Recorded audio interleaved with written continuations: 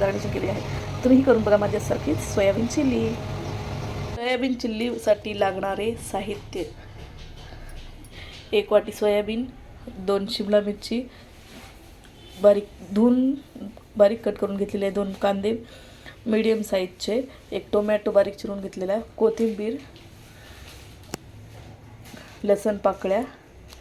आणि मसाल्यामध्ये आपण घेणार आहोत लाल तिखट, हळद, आगरी मसाला, मीठ, फोडणीसाठी मोहरी, थोडंसं जिरे आणि हिंग.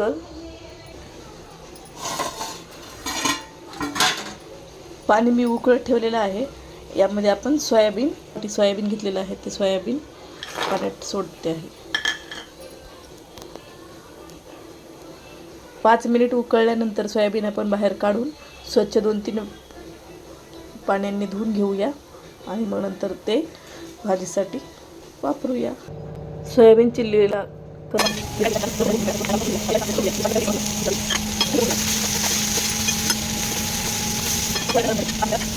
भाजी तर रेडी झालेली आहे. आता आपण त्याच्यावर कोथिंबीर टाकून भाजी गार्निशिंग करूया.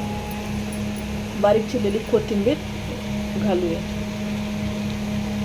वाह, भाजी खूप छान दिसत आहे आणि वास पण खूप छान येत आहे. तर आपण भाजी सर्व करू. तर रेडी झालेली आहे आपली सोयाबीन चिल्ली. बघा किती सुंदर दिसत आहे आणि त्यावर आपण कोथिंबीर घालून गार्निशिंग केलेली आहे. तुम्हीही करून बघा. भाजीला सुरुवात करण्यासाठी अगोदर आपण कढई ठेवून घेऊया आणि त्यानंतर मग त्यामध्ये 2 चमच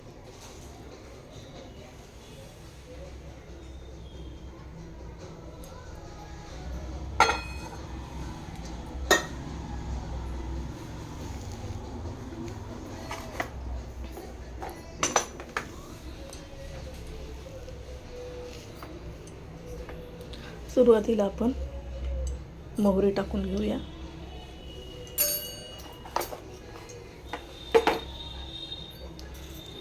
फोडणीसाठी तेल गरम झाल्यानंतर सुरुवातीला मोहरीच टाकूया आपण. मोहरी टाकल्यानंतर काय होईल, भाजीला फोडणी बसेल आणि मग त्याच्यानंतर बाकीची प्रोसेस. जरा मोहरी तडतडायला टाईम लागतो, मग त्यानंतर आपण बाकीचे जिन्नस घालूया.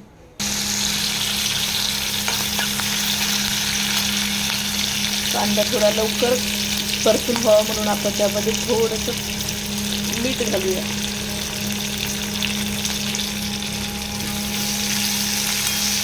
कांदा थोडा लाल होत आलेला आहे. आता त्यामध्ये आपण लसूण घालूया, बारीक कट करून ठेवलेला.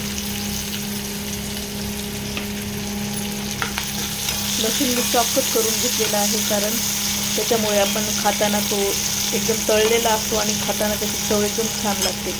लसणाच्या मी 5-6 बारीक पाकळ्या कट करून घेतलेल्या होत्या. आता थोडा लाल कांदा थोडासा लालसर झालेला आहे, तर आपण काय करूया, शिमला मिरची घालूया.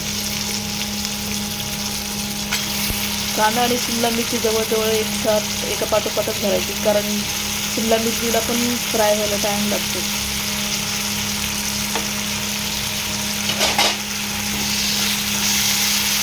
टाकून मग आपण थोडं फ्राय करून घेऊ. थोडंसं त्याच्यावर झाकून ठेवूया.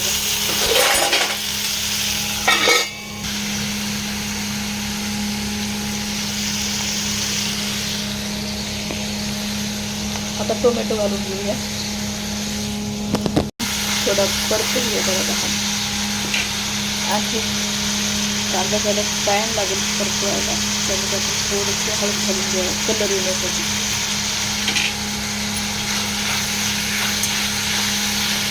हे सर्व जिन्नस थोडंसं फ्राय करायला जरा टाईमच लागतो.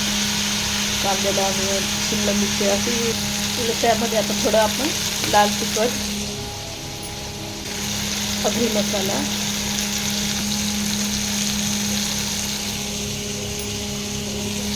एक चम्मच हिंग, थोडंसं मीठ घालून घेऊया. गरम पाण्यामध्ये धुवून 2-3 वेळा स्वच्छ करून पाणी काढून त्याचं पिळून घेतलेलं आहे. आता हे सोयाबीन पण आपण त्यामध्ये टाकून घालून घेऊया, म्हणजे सोयाबीनला पण काय होईल, एक सगळा मसाला एकजीवला होईल.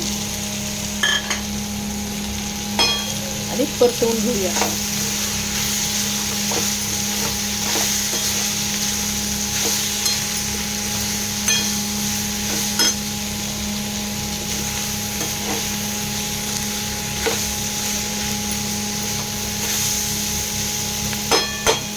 थोडा वेळ त्याला नरम होण्यासाठी 5 मिनिट त्याला मसाला एक जीव होईपर्यंत आपण त्याच्यावर झाकण ठेवूया. भाजीने गार्निशिंग करूया, घालूया. वाह, भाजी खूप छान दिसत आहे आणि वास पण खूप छान येत आहे. तर आपण भाजी सर्व करू. तर रेडी झालेली आहे आपली सोयाबीन चिल्ली. बघा किती सुंदर दिसत आहे आणि त्यावर आपण कोथिंबीर गार्निशिंग केलेली आहे. तुम्ही ही गार्निशिंग केली आहे.